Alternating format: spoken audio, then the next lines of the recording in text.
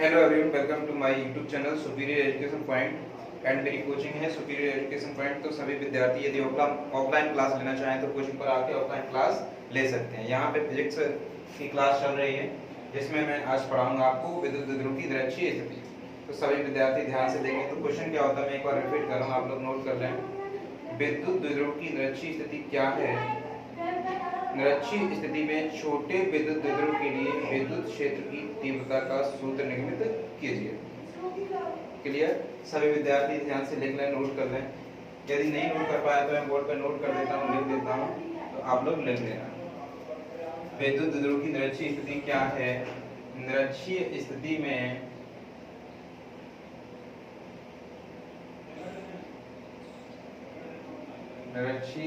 में छोटे विद्युत द्विध्रुव के लिए विद्युत द्विध्रुव के लिए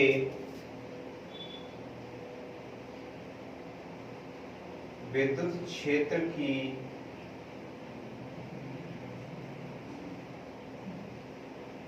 तीव्रता का सूत्र निर्मित कीजिए।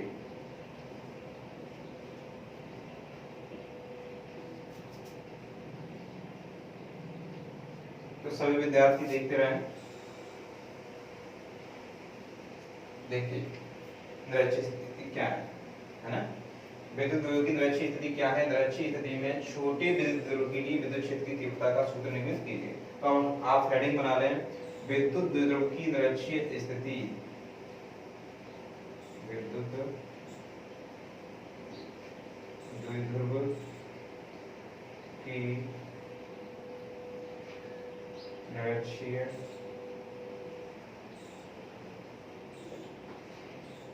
स्थिति। देखो वह बिंदु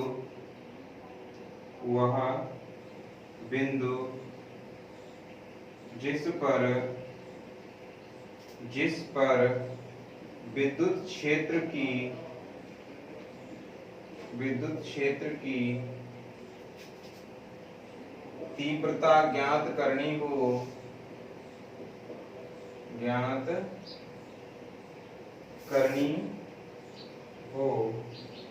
और वह द्विध्रुव की बढ़ाई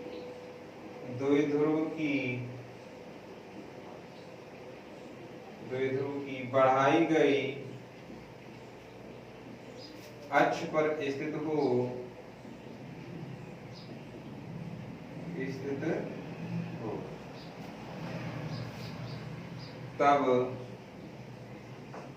तब उस बिंदु को द्विध्रुव की निरक्षीय स्थिति में कहा जाता है।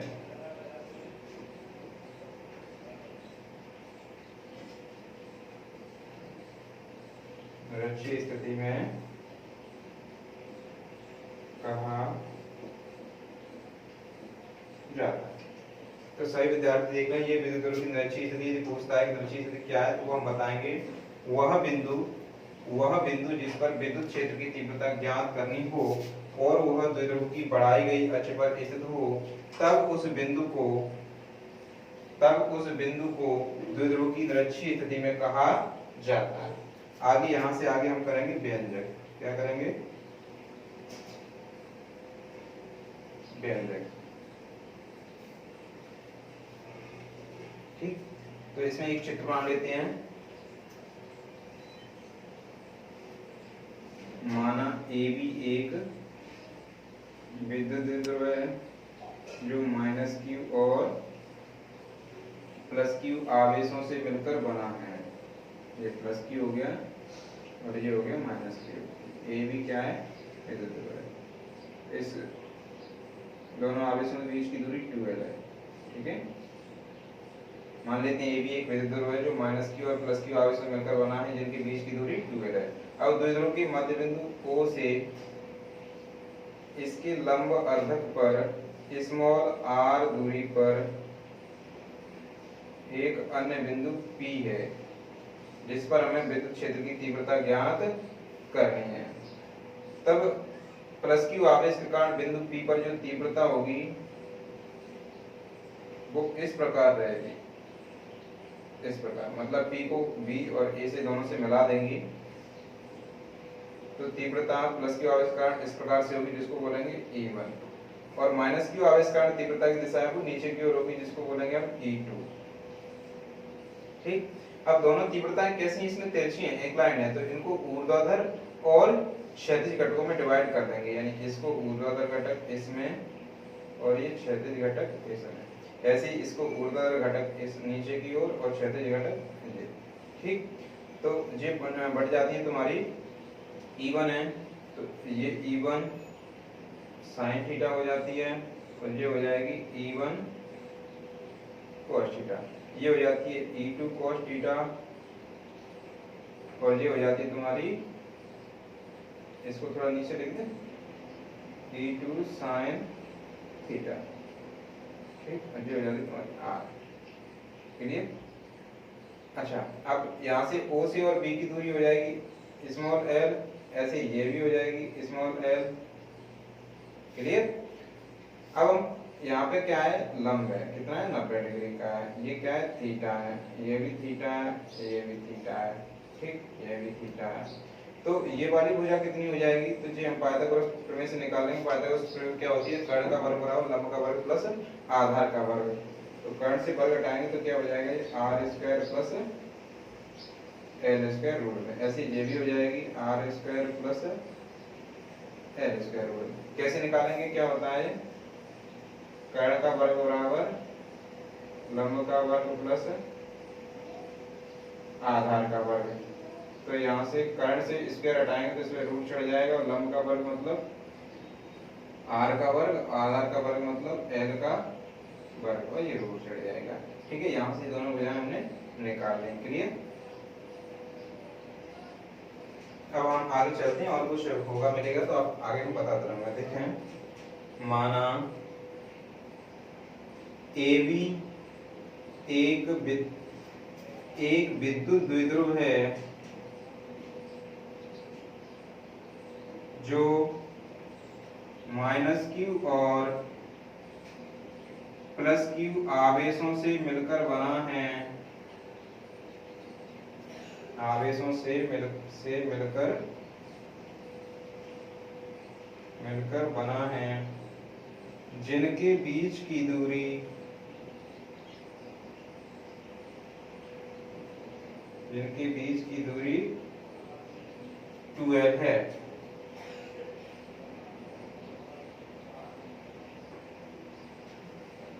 माना द्विध्रुव के मध्य बिंदु O से R दूरी पर लंब अर्धक पर एक बिंदु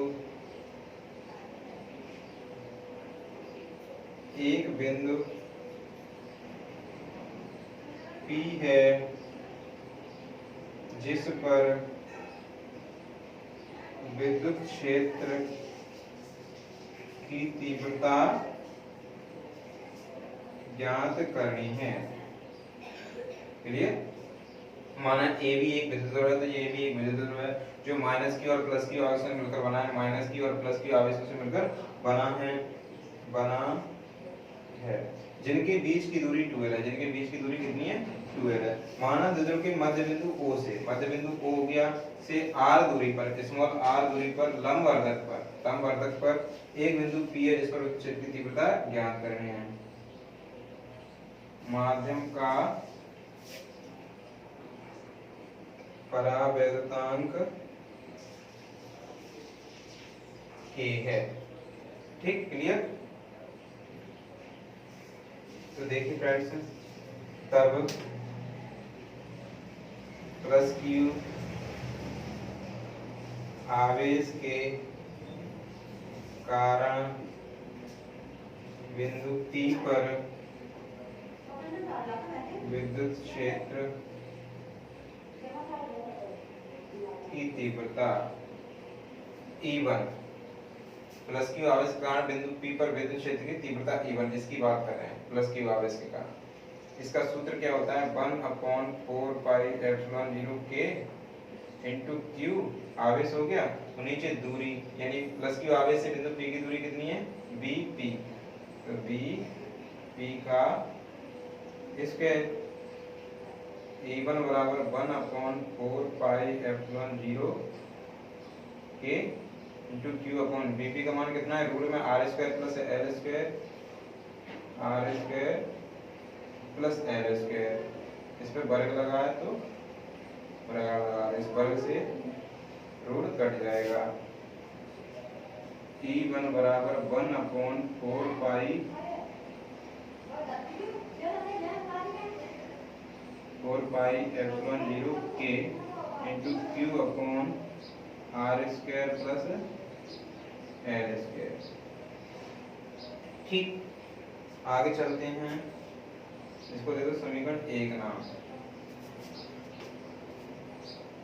तथा माइनस क्यू आवेश के कारण बिंदु P पर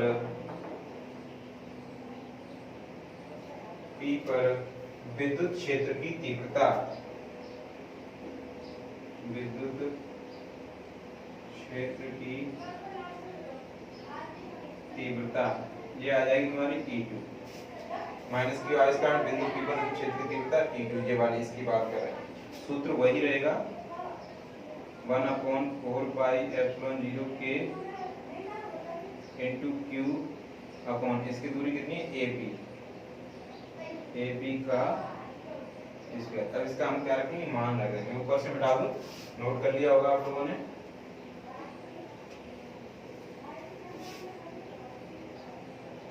चित्र अभी नहीं मिटा लूंगा, चित्र की अभी जरूरत पड़ेगी आपको।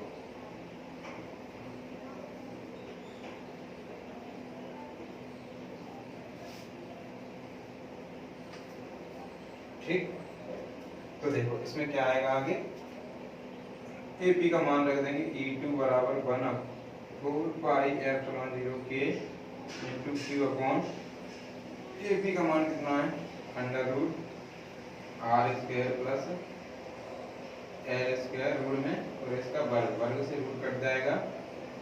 E2 बराबर 1/4 pi epsilon 0 K into Q upon R square plus L square. समीकरण 2, समीकरण 1 व 2 की तुलना करने पर, तुलना करेंगे तो E1 बराबर E2 दोनों बराबर हो जाएंगे।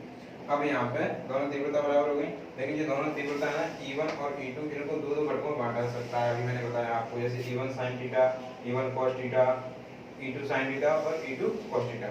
कैसे, क्योंकि इनकी दोनों तीव्रता कैसी थी, इंक्लाइंड थी, ना तो ऊर्ध्वाधर थी और ना ही क्षैतिज थी। ऊर्ध्वाधर मान लो जी खड़े में जो होती हैं तीव्रता, उनको ऊर्ध्वाधर बोलते हैं यानी वर्टिकल, और इस प्रकार से होती हैं लाइन के अनुसार इनको क्षैतिज या हॉरिजॉन्टल बोलते हैं। ठीक है,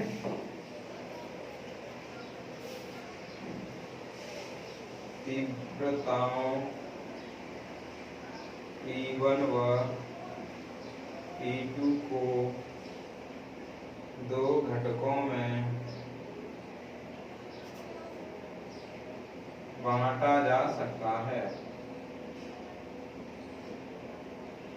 बांटा जा सकता है। नंबर 1 क्षैतिज घटक, क्षैतिज घटक, क्षैतिज घटक कौन कौन से तुम्हारे, ये वाले E1 cos थीटा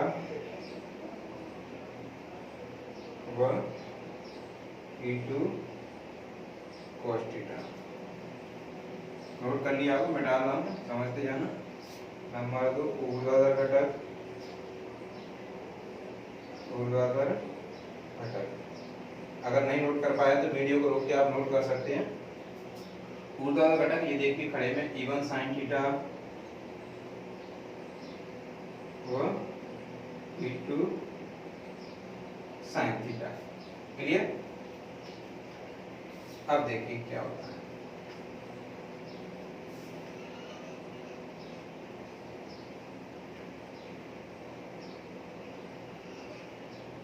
अब इसमें क्या होता है, तीव्रता E1 sin थीटा और E2 sin थीटा दोनों कैसी हैं, परिमाण में समान है लेकिन इनकी दिशा विपरीत, एक दूसरे के अपोजिट साइड है, इसलिए वो एक दूसरे के प्रभाव को समाप्त कर देती है, खत्म कर देती है। और जो परिणामी तीव्रता होती है वो सिर्फ क्षैतिज घटक के कारण निकल के आती है। तो मैं आपको लिख दे रहा हूँ, आप नोट कर लेना।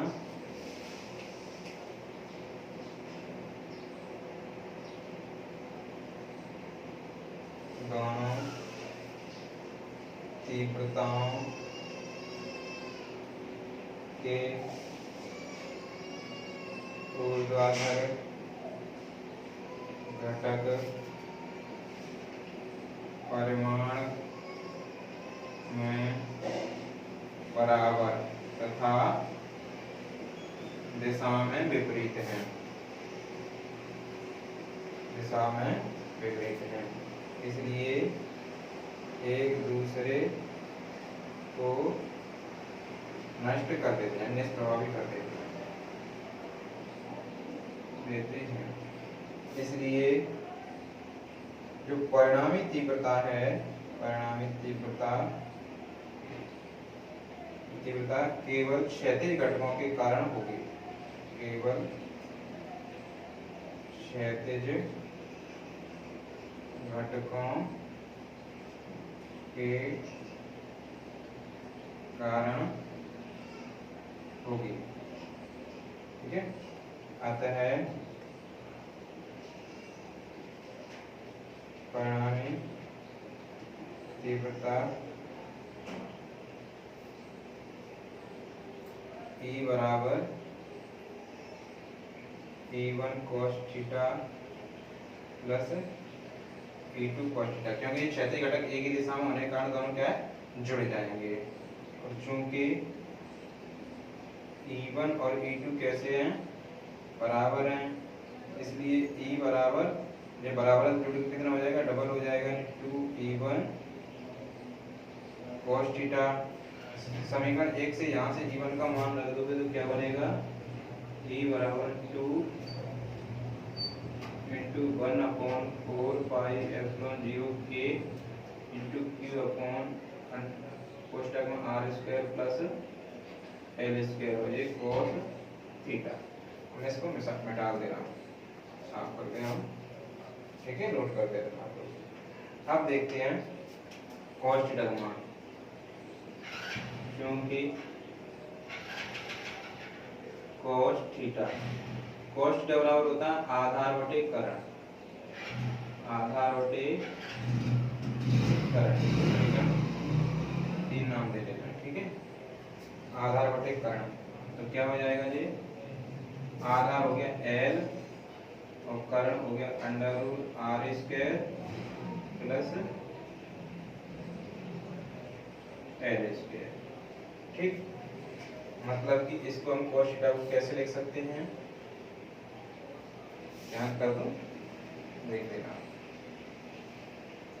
cos थीटा बराबर L बटे, इसमें से रूट हटाओगे तो घात के रूप में इसका मान होता है रूट का 1 बटे 2, 1/2। अब इस cos थीटा का मान समीकरण 3 में रख दो, तब समीकरण 3 से क्या बन जाएगा, E बराबर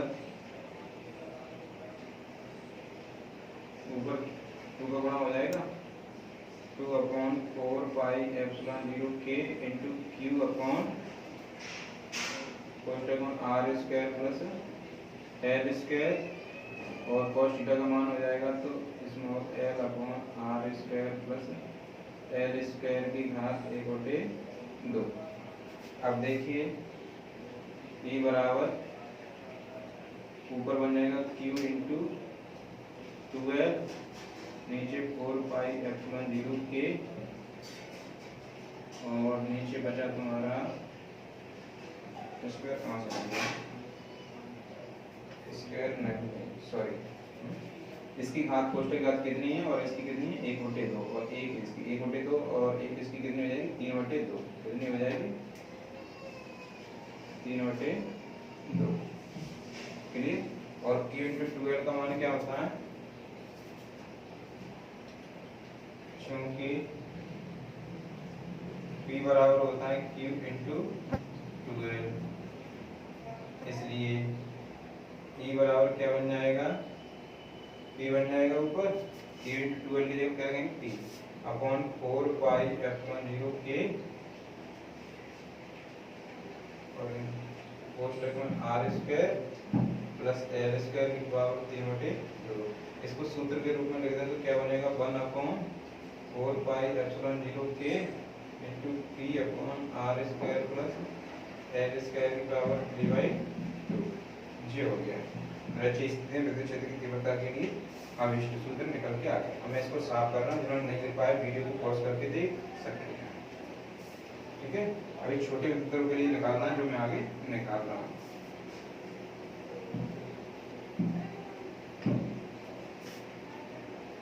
यह निरक्षीय स्थिति में विद्युत क्षेत्र की तीव्रता का अभीष्ट व्यंजक है। अब पढ़ाएंगे हम छोटे विद्युतों के लिए। छोटे विद्युतों के लिए अगर इतना पूछा जाए, छोटे के लिए नहीं पूछा जाए तो यहाँ तक करते हैं, छोटे के लिए पूछा जाए तो आगे करना पड़ेगा। एल बहुत छोटा है आर से, अर्थात एल को नगण्य करने पर, एल को नगण्य करेंगे तो क्या बनता है E बराबर 1 upon 4 pi epsilon 0 K into P upon R square, L तो हट ही जाएगा यहाँ से, आर स्क्वायर बचा और इसकी घात 3/2, 2 से 2 कैंसिल, तो E बराबर 1 upon 4 pi epsilon 0 K into P upon are के, अर्थात E समानुपात 1 अपॉन आर के। यदि छोटे विद्युत द्विध्रुव के लिए निरक्षीय स्थिति में विद्युत क्षेत्र की तीव्रता का अभीष्ट व्यंजक है। तो सभी विद्यार्थी नोट करना, समझना आराम से। ठीक, ये क्वेश्चन पूरा हो जाता है, बहुत अच्छा क्वेश्चन है, मोस्ट है, इसको तैयार कर लेना। ठीक।